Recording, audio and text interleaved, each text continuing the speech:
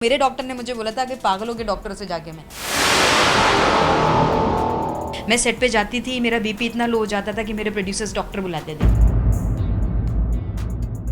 Then I came to know that I'm down with the hypertension syndrome. 1.5-2 साल से ये चीज़ चल रही थी यार, और 1.5-2 साल से मैं सबसे झूठ बोल रही थी that I'm very happy. एक बहुत बड़ा स्टेटमेंट आ गया था आपकी तरफ से जो हर जगह कह सकते हैं कि 2-3 दिन की न्यूज़ वही बनी हुई थी. क्या कहना चाहेंगे क्योंकि टेरी मसाला पे पहली बार उस मुद्दे पे आप बात करें तो? आई थिंक मैं डिजिटल प्लेटफॉर्म में पहली बार इस मुद्दे पे बात करना चाहूँगी. और मैं कभी भी मैंने ना मीडिया को ना अपने क्लोज फ्रेंड्स को अपनी पर्सनल लाइफ में इतना घुसना दिया था. और दैट इज़ द रीज़न कि मुझे उस चीज़ से बाहर निकलने में बहुत टाइम लग गया था. और जब मैं निकल रही थी या मतलब 99% मुझे ऐसा लग रहा था कि मैं निकल रही हूँ, मुझे लगा मुझे इस बारे में बात करनी चाहिए. बिकॉज नॉर्मली लड़कियाँ क्या होती है, डर, फैमिली का खौफ, सोसाइटीज़, आपका नाम, आपका स्टेटस जो होता है ना, उस चीज़ से इतनी डर जाती हैं कि वो अपने अंदर ही रखती हैं.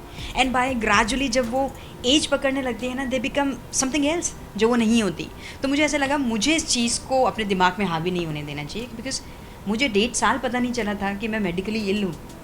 मैं जो हाइपर होती हूँ, मैं जो चीज़ें फेंकती हूँ, या what ever I am doing, मैं जो डुअल पर्सनैलिटी लेके सोसाइटी में घूम रही हूँ, दैट इज़ नॉट मी.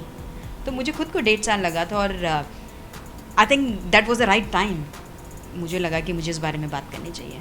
यानी वो कौन सी चीज़ थी जिस दौर से आप गुजरी, वो कौन सी ऐसी फीलिंग्स थी जो आपने उस वक्त हाइड की थी, या लोगों से आपने, बहुत ऐसे लोग होते हैं जो अपने फ्रेंड्स के साथ बहुत खुल के बात कर लेते हैं और बहुत लोग अपने आप में रखते, तो वो ऐसी कौन सी चीज़ थी और वो ऐसा कौन सा दबाव था जो अपना लोगों को बता पाती थी, या खुद से हार चुकी थी एक समय में, मैं कह सकती हूँ पूरा? मैं एक्चुअली अपने आप से बहुत हार चुकी थी. मेरा वेट पुट ऑन हो चुका था. I mean like people know about it. Menstruation cycles मेरी रुक चुकी थी. मुझे थायराइड के सिम्टम्स आने लगे थे. मुझे पीसीओडी के सिम्टम्स हो गए थे. मुझे हाइपरटेंशन सिंड्रोम बता दिया गया था. मुझे ऐसा लग रहा था कि it's okay being a female, because everything start from below the belt. So I thought may be कि शायद चेंजेस आ रहे होंगे. मैं टर्न हो रही हूँ, मैं 29 की होने को जा रही हूँ. सो माइट भी शायद एक औरत वाले गुण मेरे अंदर आ रहे होंगे और ये सारी चीज़ें हो रही होंगी. लेकिन जब आप शूट करके घर जाते थे and you are home alone, तो मैं 4-4, 5-5 घंटे सिर्फ फ़ैन को देखती थी. मैं बाथरूम में 4-4, 5-5 घंटे सिर्फ शावर ऑन करके बैठी रहती थी. और मेरे केयर टेकर दरवाज़ा खटखटा के मुझसे पूछती थी, दीदी आप सही हो? खाना रखा है लेकिन रखा का रखा ही है. मैं टीवी ऑन है क्योंकि मैं सोना चाहती हूँ. मुझे अपने अगल बगल में हल्ला गुल्ला चाहिए. तो मेरा सुबह तक टीवी ऑन रहता था जब तक मेरा अलार्म नहीं बजता था, क्योंकि मेरी 8 बजे की शिफ्ट होती थी, 8:30 की शिफ्ट होती थी. मैं सेट पे जाती थी, मेरा बीपी इतना लो हो जाता था कि मेरे प्रोड्यूसर्स डॉक्टर बुलाते थे. तो मुझे बूस्टर्स मिलते थे, मुझे इंजेक्शन दिए जाते थे कि मैं अपने पैरों पे खड़ी होकर सीन कंप्लीट कर दूँ. बिकॉज एक प्रोडक्शन का पैसा लगा हुआ उस दिन में. मैं घर आती थी, मेरे फ्रेंड्स डॉक्टर लाते थे, तो मुझे ड्रिप्स लगती थी. तो मुझे कुछ भी समझ नहीं आ रहा था मेरे साथ क्या हो रहा है. और जैसे मैंने बताया कि मैं ये नहीं बोलूँगी कि my relationship was a part of it, but मैं कहूँगी कि जिस इंसान को मुझे ऐसा लग रहा था कि हाँ शायद किसी को पता होना चाहिए कि मेरे साथ क्या हो रहा है, उसका नहीं होना भी शायद कहीं ना कहीं मेरे लिए एक डिग था, मेरे लिए एक डाउनफॉल था. और when I met my doctor I said like मैं पागल नहीं हूँ शायद, बट मुझे ऐसा लग रहा है कि मेरे साथ कुछ हो रहा है. मैं सेट पे चीज़ें फेंक देती हूँ, मैं किसी पे भी कभी भी चीखती हूँ. Then I came to know that I am down with the hypertension syndrome. आपका बीपी फ्लक्चुएट होना चालू हो जाता है, एकदम से लो, एकदम से हाई. आपकी heart beats like bang bang. और बीइंग अ फीमेल आपकी बॉडी नहीं एक्सेप्ट कर पाती इतना सब कुछ. बिकॉज कहीं ना कहीं आप पूरे महीने में आपकी एक मेंस्ट्रुएशन साइकिल को भी अपनी बॉडी आपकी टाइम देती है. मेरे साथ वो भी हेल्प नहीं कर रहा था. वो that was a weird situation. मैं आज भी जब सोचती हूँ तो मुझे ऐसा लगता है कि वाव मैं किस चीज़ से बाहर निकली. और जब भी कोई लड़की मुझे अपने बारे में बताती है ना कि यार आज ऐसा हुआ, तो मुझे ना वही वाइब्स और वही फील आने लगती है कि ओ माई गॉड कहीं ऐसा ही तो नहीं चल रहा है इसके साथ भी. सो आई थॉट मे बी कि यार मुझे इस बारे में बात करनी चाहिए. शायद छोटी सी बात भी किसी के साथ चल रही है, वो उसकी मदद कर दे. मैं ये जरूर जानना चाहूँगी कि वो किस तरह का रिलेशन आपने, कह सकते हैं हमने काफ़ी बार इस मुद्दे पे बात भी किया था कि क्या चल रहा है, ये चल रहा है, वो गया, तो मुझे बाद में बताऊँगी. पर ऐसी क्या चीज़ हुई जो चीज़ें इतनी टूट गई और वो फिर संभाली ना संभली आपसे? मैंने बहुत कोशिश करी थी और मैं बहुत कोशिश करती थी कि मैं मीडिया में या जब भी अपने दोस्तों से मिलूँ अपने रिलेशनशिप के बारे में बात ना करूँ, because I was doing very good in my professional life, लेकिन कहीं ना कहीं मैं अपनी पर्सनल लाइफ में नहीं खुश थी और मैं उस चीज़ को एक्सेप्ट ही नहीं कर पा रही थी कि I am not happy in my personal life, you know. और 1.5-2 साल से ये चीज़ चल रही थी यार, और 1.5-2 साल से मैं सबसे झूठ बोल रही थी that I am very happy, और सबको ऐसा लगता था oh she is good going in her personal life, oh my God she is lucky enough this and that, but things were not going good between me and him. और मैंने कभी भी उसको ब्लेम नहीं किया, मैंने कभी भी ये नहीं बोला कि बिकॉज ऑफ समबडी मेरे साथ ऐसा हुआ, या मैंने कभी ये नहीं बोला कि उसकी वजह से या मेरी वजह से कुछ हुआ। ठीक है, मैंने जैसे बताया कि मैं बहुत इमोशनल लड़की हूँ यार, मैं अपनी पर्सनल लाइफ में बहुत इमोशनल हूँ, मैं चीज़ों को हैंडल नहीं कर पाई, मुझे उस टाइम पे अपनी प्रोफेशनल लाइफ को ज़्यादा पुश करना था, मैंने उसको पुश किया और ख़त्म हो गई कहानी यार। 1.5 साल पहले ख़त्म हो चुकी थी, लेकिन मैं अपने ही एक लाला और वंडरलैंड में थी, तो वो 1.5 साल मुझे ही नहीं समझ आया कि मेरा रिलेशनशिप ख़त्म हो चुका है, मैं बस झूठ बोलती थी। अच्छा, जाते थे यानी एक चीज़ मैं ज़रूर जानना चाहूँगी, आप अपने दर्शकों को बताना चाहें तो इन सारी चीज़ों से आप गुजरी हैं, बहुत से ऐसे एक्ट्रेस हैं, चाहे बॉलीवुड की बात करूँ टेलीविजन की बात करूँ, बहुत ऐसी एक्ट्रेस है जो इन सारी चीज़ों से गुजरती है और एक लंबे समय बाद उन्हें पता चलता है। पर यानी इन सारी चीज़ों को लेकर अगर इन चीज़ों से बचना है या खुद को इन सारी इस लेवल तक अपने आप को डिप्रेशन में डालने के लिए कौन सी ऐसी चीज़ें हैं जो वो करे लड़कियाँ या लड़के चाहे जो भी हो?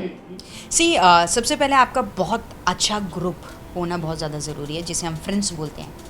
आपके अच्छे फ्रेंड्स होने बहुत ज़्यादा ज़रूरी है, बिकॉज हमारी इंडस्ट्री में ट्रस्ट नाम की कोई चीज़ नहीं है, तो इससे लोग डरते हैं यू नो किसी को बताने में कि लोग मेरे बारे में शायद बात करेंगे, लोग शायद ये बोलेंगे अरे अरे अरे यू नो, तो कहीं ना कहीं उस चीज़ से डरते हैं। तो सबसे पहले आपको ज़रूरत है बहुत अच्छे फ्रेंड्स की, जिनके साथ आप अपनी कुछ ऐसी बातें शेयर कर सकें जो आप अपने पेरेंट्स से नहीं करते। Normally we have a girl friends, we have a boy friends, तो हम अपने पेरेंट्स को वो रिलेशनशिप के बारे में बात नहीं करते।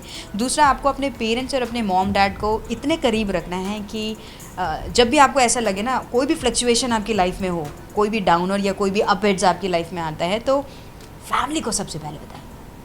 चलिए हम फ्रेंड्स को तो फिर भी कह कि सेकेंडरी में ला सकते हैं, लेकिन family, because they are the one जो शायद आप छीकोगे भी ना तो उनको रियलाइज़ होता है अरे मेरा बच्चा वहाँ छीका है, राइट। तो उनको बहुत रखना है। दूसरा, एक अच्छा म्यूज़िक वो तो बहुत ज़्यादा ज़रूरी है। मैं सुनती थी सोने के लिए लेकिन अब मुझे रियलाइज़ होता है कि मुझे नींद इसलिए आती थी क्योंकि वो अच्छे गाने होते थे।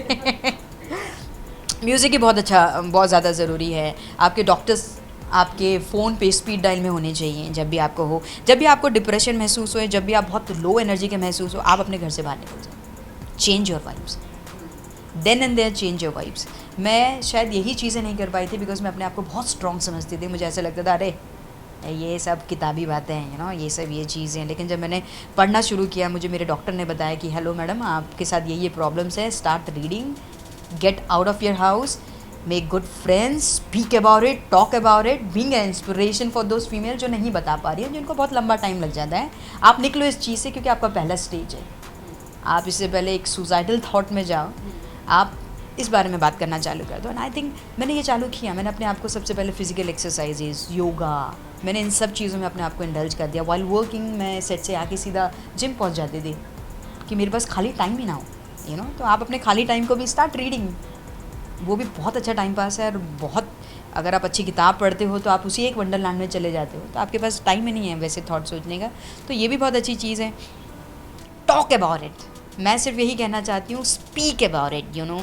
मत रखो दिल में यार, लोग आज देखेंगे, आज सुनेंगे, कल भूल जाएंगे। So let's talk about it, you know. कुछ खून थोड़ी कर दे किसी का, आपकी फीलिंग्स हैं। एक्सेप्ट करना बहुत ज़्यादा आपको इस रिलेशन से निकलना है और कुछ नया करना है। यस, क्योंकि मेरा 1.5 साल पहले हम लोगों के बीच में चीज़ें ख़त्म हो चुकी थी, मैं ही इस चीज़ को रियलाइज़ नहीं कर पाई थी, यू नो। और 1.5 साल जब मैंने रियलाइज़ किया, बिकॉज मैं मेडिकली फिट नहीं थी, मैं खुश नहीं थी, तो मुझे जिस चीज़ से मैं दुखी हूँ, मुझे वो चीज़ अपनी लाइफ से निकाल के बाहर रखनी थी। चाहे वो कुछ भी हो, चाहे वो मेरा काम भी होता ना, अगर मैं उससे खुश नहीं तो मैं उसको भी निकाल देती, बिकॉज मैं अपना लाइफस्टाइल या मैं अपना मेंटल हेल्थ नहीं ख़राब करना चाहती थी। और जिस हिसाब से लड़कियाँ होती हैं, because they are very weak from है, तो उनके लिए तो बहुत ज़्यादा ज़रूरी है इस बारे में कंसल्ट डॉक्टर। यार कोई, मैं बताती हूँ आपको, मेरे डॉक्टर ने मुझे बोला था कि पागलों के डॉक्टर से जाके मैंने, और मैं रो पड़ी उसके सामने। मैंने कहा मैं पागल के डॉक्टर से क्या मिलूँगी, मैं पागल थोड़ी हूँ, मेरे साथ कुछ हो रहा है and I want to discuss about it, I want to talk about it, why should I go and meet a psychiatrist, I am like for what reason, you know. And that one word कि मैं पागल नहीं हूँ push me in such a manner कि मैं दवाइयाँ नहीं लेती अपने डिप्रेशन की। You know I am fighting, मैं अपने लिए फाइट कर रही हूँ. सो या